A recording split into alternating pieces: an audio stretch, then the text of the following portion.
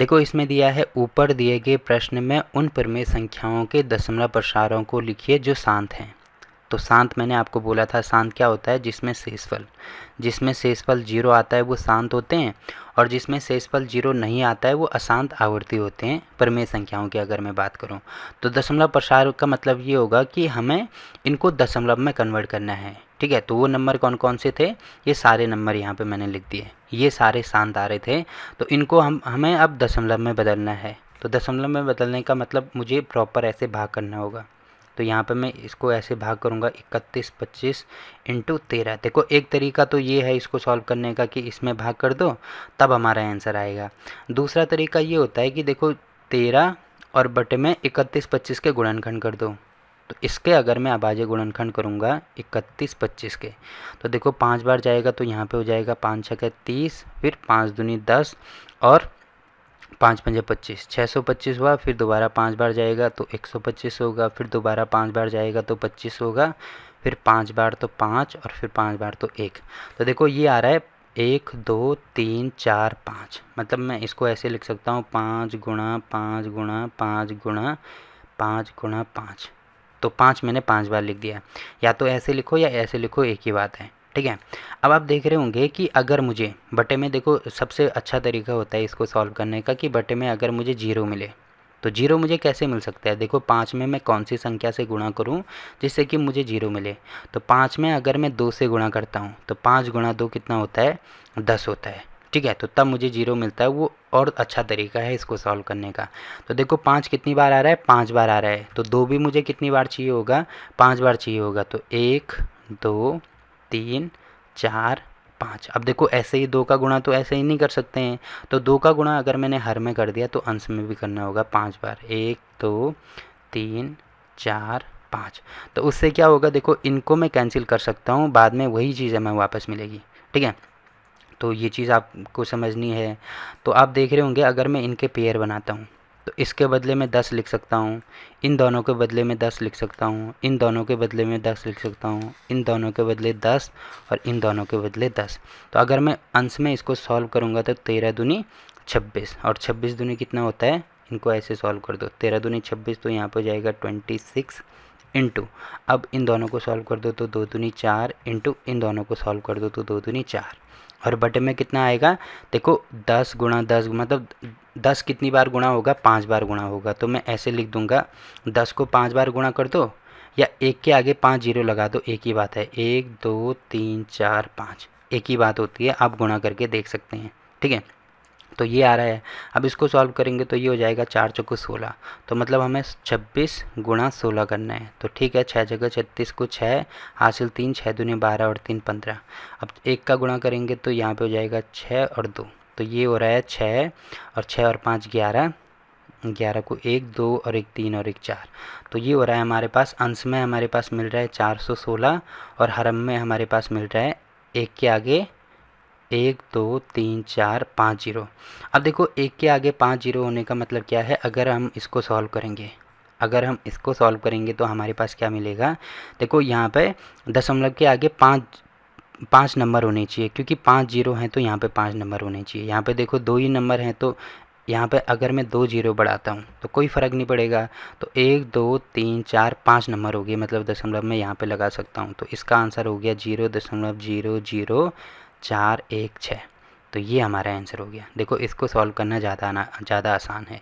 ठीक है, अब एग्ज़ाम में कैसे इसको सॉल्व करना है उसका तरीका मैं आपको बता देता हूँ। सबसे पहले तो ये आपने लिख दिया, उसके बाद यहाँ पे लिखेंगे 13 31 25। इसकी वैल्यू मैं बराबर कर सकता हूँ किसके, 13 बटे में 5 की पावर 5। ठीक है, अब 5 की पावर 5 है तो अगर मैं इसको, क्योंकि मुझे 10 बनाना है ना, तो 2 को भी कितनी बार गुणा करना पड़ेगा, 5 बार। तो यहाँ पे 2 की पावर 5 हो गया, तो अंश में भी 2 की पावर 5 हम कर सकते हैं। ठीक है, अब आप देखेंगे कि यहाँ पे 2 की पावर 5 और 5 की पावर 5, तो इसको मैं ऐसे लिख सकता हूँ क्या, 5 गुणा 2 की पावर 5। ठीक है, तो ऐसे लिखा जा सकता है। तो 5 दूनी 10, तो मतलब बटे में हो जाएगा हमारे पास 10 की पावर 5। ठीक है, और अंश में क्या हो गया, ये हो गया 13 गुणा, अब 2 की पावर 5 है तो 2 को 5 बार लिखेंगे। तो 1 2 3 4 5। ठीक है, अब इसको सॉल्व करेंगे तो इसका गुणा इसके साथ में कर दो, फिर इसके साथ में तो ऐसे कर सकते हैं, तो ये हो जाएगा 13 दूनी 26 गुणा 2 दूनी 4 गुणा 2 दूनी 4 और बटे में 10 की पावर 5, मतलब 10 को 5 बार लिखेंगे तो जितनी पावर होती है 0 को उतनी बार लिखो। तो 1 1 2 3 4 5 बार मैंने लिख दिया। यहाँ तक ये सॉल्व हो गया। उसके बाद आप नीचे करेंगे। ठीक है, मेरे पास जगह नहीं है इसलिए मैं यहाँ पे कर रहा हूँ।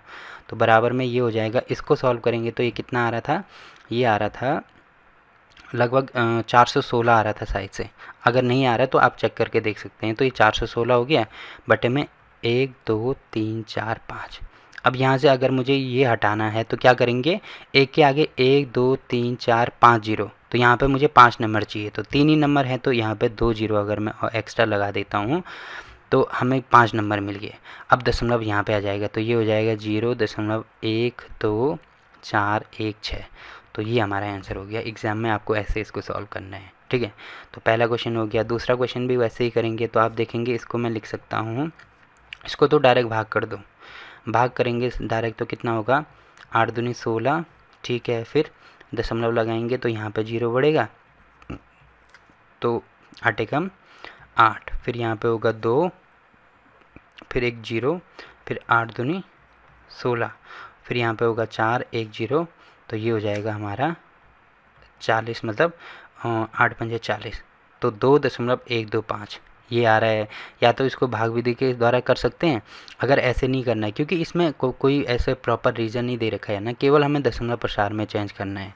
तो अगर ऐसे में हो रहा है जल्दी तो ऐसे करो, अगर जैसे पिछले वाला मेथड है वैसे भी करना चाहो तो कर सकते हो। देखो कैसे करेंगे, यहाँ पे हो जाएगा 17 बटे में 8 का मतलब मैं इसको 2 की पावर 3 लिख सकता हूँ। अब 2 की पावर 3 मेरे पास है तो इसको 10 बनाने के लिए मुझे 5 से गुणा करना होगा। तो 5 से भी कितनी बार गुणा करेंगे, 3 बार। तो यहाँ पे गुणा कर दिया, ये भी हो जाएगा 5 की पावर 3। अब देखो 5 की पावर 3 होता है 125, 5 का क्यूब होता है 125, तो यहाँ पे हो जाएगा 125 और बटे में 5 गुणा 2 मतलब 10, तो ये हो जाएगा 10 की पावर 3। अब इसको सॉल्व करेंगे तो 125 और 17 करेंगे तो 17 पंजे 85 को 5 हासिल होगा 8, 17 दूनी 34 और 8 हो जाएगा 42 को 2 हासिल 4, 17 कम 17 और 4 ये हो जाएगा 21 और बटे में 10 की पावर 3 मतलब 1 के आगे 3 जीरो। ठीक है, तो अगर मुझे यहाँ पे दशमलव ये हटाना है, दशमलव लगाना है, तो 1 के आगे 3 जीरो है, मतलब दशमलव के आगे 3 नंबर होने चाहिए, तो दशमलव यहाँ पे आएगा। तो ये हो जाएगा 2.125। तो देखो यहाँ से भी वही आंसर आ रहा है जो हमने पहले निकाला था। तो ये वाला क्वेश्चन भी हो गया है। वैसे ही इसको सॉल्व करेंगे। ठीक है, तो इसको सॉल्व करने के लिए यहाँ पे मैं लिख देता हूँ 15 और बटे में जो 16 है इसके गुणनखंड करेंगे तो 1600 को मैं 16 गुणा 100 लिख सकता हूँ। फिर अब ये जो 16 है इसको मैं लिख सकता हूँ 2 की पावर 4 इंटू 100 जो है इसको मैं लिख सकता हूँ क्या 5 गुणा 20, सॉरी। ठीक है, 5 गुणा 20, या इसको ऐसे लिख सकते हैं, एक बार मैं दोबारा दिखा देता हूँ। देखो इसको तो 2 की पावर 4 लिख सकते हैं, इसको लिख सकते हैं 10 गुणा 10। अब 10 को लिख सकते हैं 2 गुणा 5, इस वाले 10 को लिखेंगे 2 गुणा 5। तो ऐसे आप डायरेक्ट गुणनखंड निकाल सकते हैं। तो 2 की पावर 4 ये है, 5 और 6, तो ये हो जाएगा 2 की पावर 6 इंटू 5 एक बार 2 बार 5 है, तो यहाँ पे हो जाएगा 5 की पावर 2।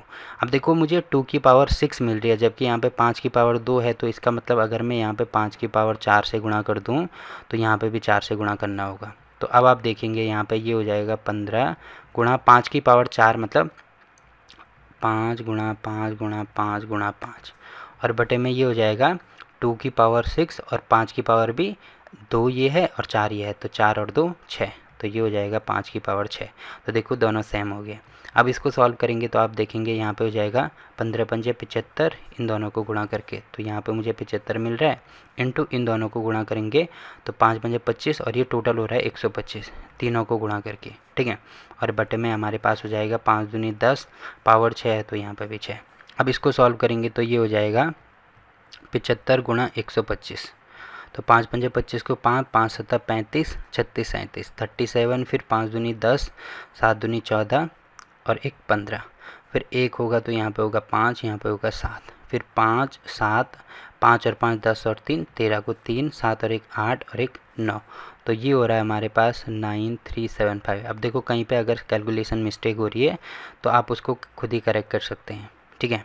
अब यहाँ पे देखो दशमलव के यहाँ पे मतलब 10 के आगे 6 जीरो हैं, जबकि यहाँ पे 4 ही नंबर हैं, तो यहाँ पे 1 2 3 4 5 6 नंबर हो गए। तो अब मैं लिख सकता हूँ 0.00937 तो ये हमारा आंसर हो गया, ठीक। वैसे ही अगर मैं इसको सॉल्व करना चाहूँ तो 2 की पावर 3 है, तो यहाँ पे मुझे 5 की पावर 3 चाहिए, तो एक 5 से गुणा करना होगा।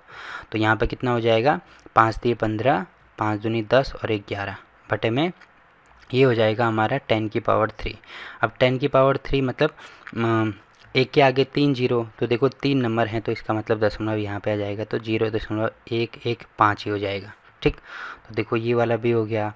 अब इसको अगर मुझे सॉल्व करना है तो इसमें भी सेम टू सेम वही चीज़ करेंगे। यहाँ पे आप देख रहे होंगे 35 है और बटे में 50 जो है उसको मैं लिख सकता हूँ 4 नहीं, यहाँ पे हो जाएगा 35 अपॉन 50 को लिख सकता हूँ 5 की पावर 2, मतलब 5 गुणा 5 गुणा 2।